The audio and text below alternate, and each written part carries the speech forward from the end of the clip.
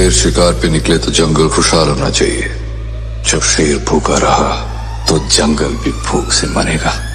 चुरा के ले जाओ, बाबू दिल मेरा उड़ा के ले जाओ।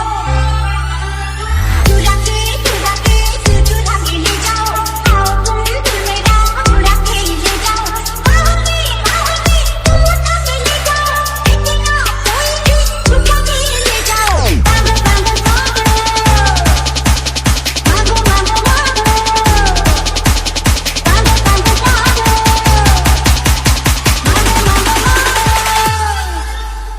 So, just so.